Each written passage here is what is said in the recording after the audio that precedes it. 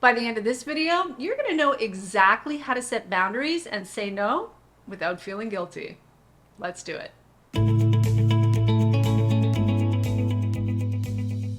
Hey friends, welcome to my channel. If it's your first time here, my name is Tamie M. Joyce. I'm the founder of Tamie M Coaching and the creator of the Freedom class and the Ascension class. Please take a second to say hello and introduce yourself in the comment section below. And don't forget to subscribe and hit that notification bell so you never miss a new video. So let's talk about how to set boundaries and say no as an empath without that nagging feeling of guilt. In a world that often values toughness and resilience, as empaths, it's important that we accept our highly empathic nature for what it is, a powerful gift. The reality is, having high empathy allows us to connect with others on a profound level, to understand their feelings deeply, and to offer compassion and support in a way that actually makes a difference. Channeled well, your high empathy nature can be a superpower that enables you to navigate the world around you with discernment and grace, while also contributing to making the world a kinder and more loving place for others. In other words, embracing your highly empathic nature means embracing the beauty of your sensitivity as well as the deep inner strength that comes with it. However, while your high empathy nature is a beautiful thing, as you likely already know, it also comes with some of its own unique challenges. For example, empaths often find themselves navigating a world that can feel overwhelming as they soak in the emotional energy, including the pain, of those around them.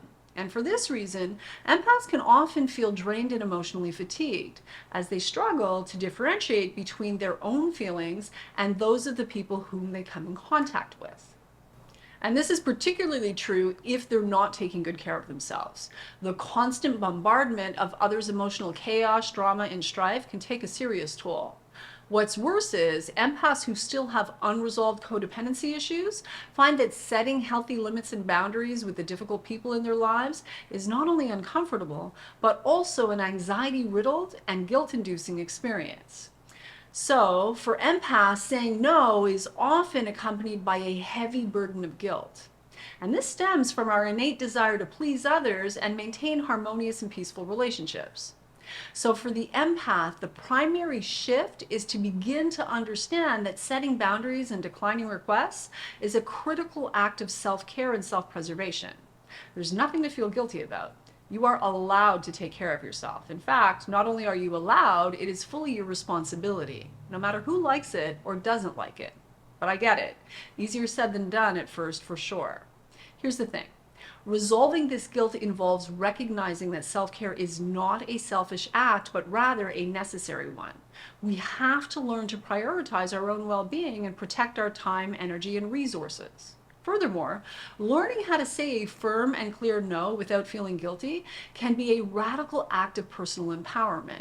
By accepting that we cannot always be all things to all people, we can start to uncover the freedom that comes with asserting our boundaries. In doing so, we start to enjoy healthier relationships, increased self-respect, and a more balanced and peaceful life.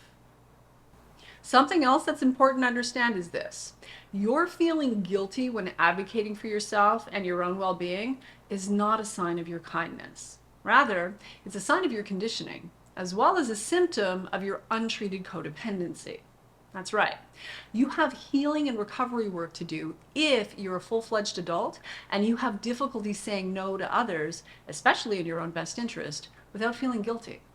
And no, that's not a criticism. I've been there. Many of us were raised in cultures and environments that teach us to prioritize the needs, wants, and expectations of others above our own.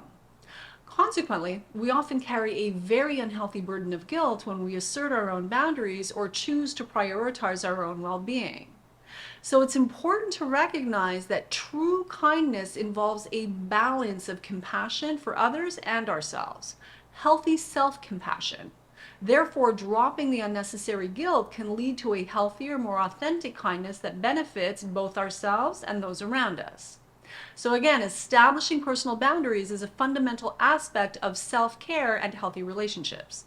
These invisible lines we draw around ourselves define what we are comfortable with and where we stand in various aspects of our life, from our emotional well-being to our time and our resources.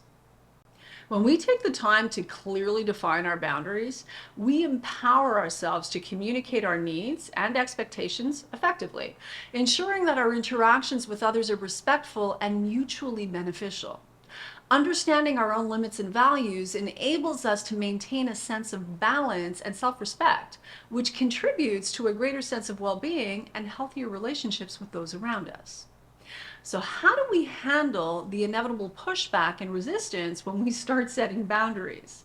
Well, again, begin by understanding that saying no is an act of self-love, not selfishness. Now that said, setting boundaries is not always met with open arms. When you begin asserting your limits, it's common to encounter pushback and resistance from others who may not be used to hearing you say no or no thank you. I often say, if you want to know who you're dealing with, set a boundary. Say no. You'll find out very quickly who and what you're dealing with and to what degree they care about you, your comfort, and your well-being. That said, the key to handling any of the pushback that comes your way is to approach it calmly and with respect, but also unwavering determination. Your energy speaks louder than anything you could possibly say, so be willing to hold the line for yourself. Start by communicating your boundaries calmly and clearly, explaining as succinctly as possible the reasons behind them, if necessary. The better you get at this, the more you'll be able to do so unapologetically without ever feeling compelled to explain or defend yourself. In the meantime, just remember that the less words you use, the better.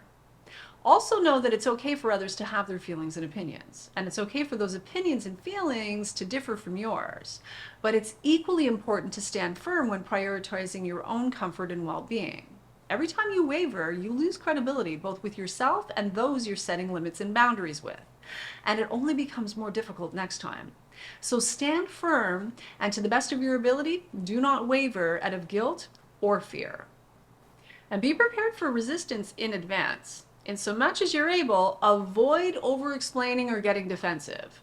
Over time, as you consistently maintain your limits, those around you will come to understand your need for self-care and personal space. They may even respect you for your ability to advocate for yourself in this way. Healthy, kind, decent, and loving people who genuinely have your best interests at heart will not only respect you for your standards and ability to communicate them, but they'll appreciate the clarity. And again, I get that all of this can be daunting if it's new behavior for you, particularly if you have yet to do any healing and recovery work as it pertains to codependency and narcissistic abuse. If that's you and you need help, you're likely an excellent candidate for one of my coaching programs. There's a link in the description below this video where you can apply to see if you qualify for a free one-on-one consultation with either myself or a member of my team.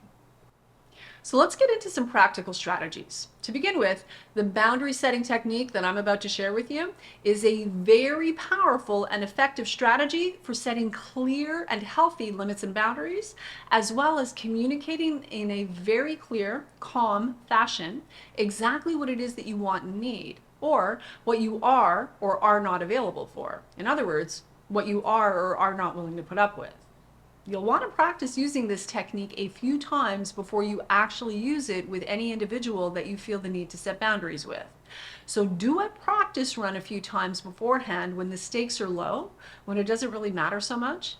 And this way you'll be more comfortable using it when the stakes are high and it really matters. I promise you, if you put a little practice in, you'll find that this technique will be an absolute game changer for you. So we're going to start off by using supportive statements. Statements that clearly communicate the importance of the relationship for you. For example, let's say for the purpose of this conversation, we're talking to Jeff today. So a supportive statement will sound like this. You mean the world to me, Jeff. Or, I care about you so much, Jeff. Your comfort, your feelings really matter to me. Or, Jeff, this relationship is really important to me. You're always going to be an important person in my life. So any supportive statement that's genuine. You don't want to say these things if they aren't true. If you don't actually feel them, don't say them. You want to be coming from a genuine heart space, but starting off the communication with a supportive statement does a number of things. First, if we're dealing with anyone who lands anywhere on the spectrum of destructive narcissism, we're dealing with someone who, in spite of all exterior appearances, under the surface is fundamentally insecure, fear-based, self-absorbed, and often quite defensive, even when there's no reason to be. So by starting off with this type of supportive statement, we're disarming them right away. We're setting the space for them to feel safe and comfortable. This way, they're less likely to feel attacked, and we're letting them know that we actually really care. They matter. So it sets the tone. We're injecting the dynamic with love and empathy, which no matter what is always a good place to start. Now from there, you're going to use the win technique. The win technique is a very effective way of using clear communication to set clear and healthy boundaries, even with the most difficult people. And the reason it's so powerful is because it's crystal clear communication delivered in a very succinct and respectful manner. When we're communicating with someone, in particular an empathy impaired person who's completely self-absorbed, it's vital that we communicate with crystal clear clarity. And fundamentally, what we are doing is delivering information. That's it. In using the win technique, we are simply delivering information. We're not responsible for how they choose to receive that information. We're not responsible for how they react or how they respond. We are only responsible for how we deliver the information while we're setting the boundary. Now, here's the thing with this. Once we've done so, their reaction, their response is going to be a whole lot of information for us.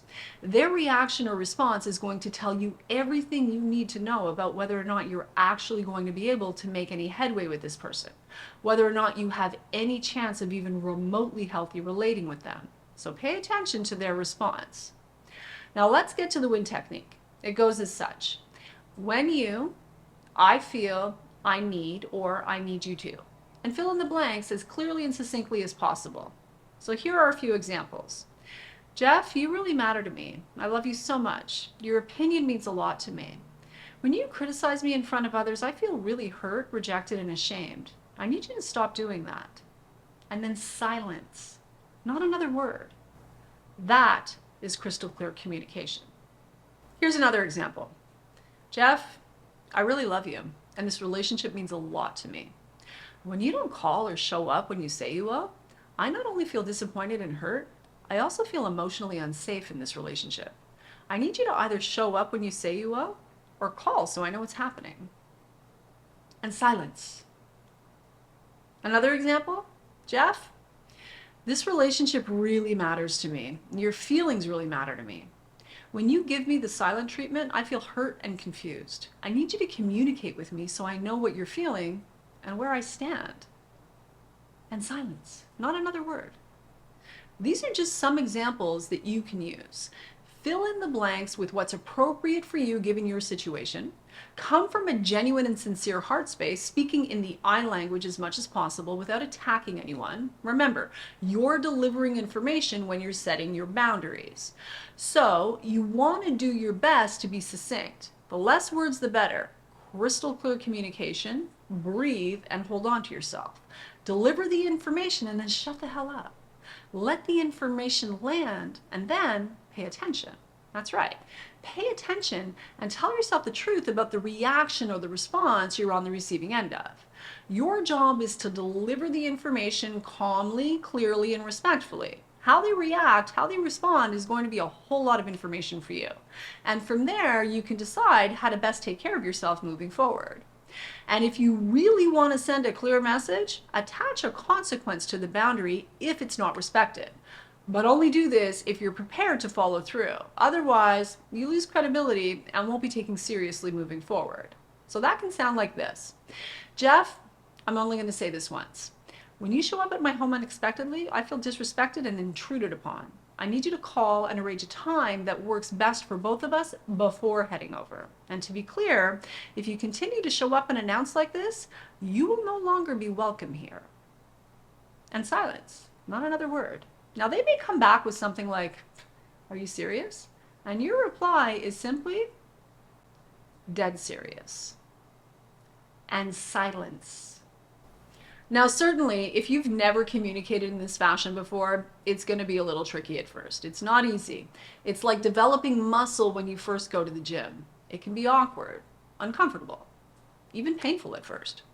So I highly recommend that you take some time to practice in the mirror, in your journal, with a friend, or some other safe person. Practice using this communication technique to set healthy limits and boundaries with the difficult people in your life. Again, when you, I feel, I need, or I need you to, filling in the blanks with what is most appropriate for you and your particular situation. And most importantly, practice getting comfortable with the uncomfortable silence. Say what you need to say, super clear, super succinct, and then shut the hell up. Then tell yourself the truth about what's coming back at you and make your decisions accordingly. If you're dealing with someone who has any capacity to be genuinely loving and respectful with regards to your wants, your needs, your preferences, your comfort, and your well-being, when you communicate in this fashion, it will be obvious by virtue of their response. If not, well, that'll be obvious too. It might take a few times, but when you communicate this way, you're not attacking anyone. Again, you're simply delivering information calmly, lovingly, with empathy, respect, and clarity. If you're dealing with someone who has any capacity to have a loving, respectful, and healthy relationship with you, you're going to see that by virtue of how they respond or how they react. If you're dealing with someone who does not have the capacity, now or ever, to be loving, compassionate, reasonable, respectful of you, your wants, your needs, etc., it's going to be very, very obvious. So by virtue of using this boundary setting technique, you're going to learn a lot about who and what it is that you're dealing with. And again, your job is to tell yourself the truth and then take care of yourself accordingly without the guilt. It's time now. And on that note, I'm going to call it a wrap. But before I go, I have a special announcement to make. You might be interested to know that the Ascension class is open for enrollment. And I am so beyond excited to bring you this next level of growth and expansion that is this transformational coaching program. If you want to go deep with me into the work of reinventing yourself, then this is for you. Be sure to click on the link in the description below this video to apply to see if you qualify for a free one-on-one consultation with either myself or a member of my team.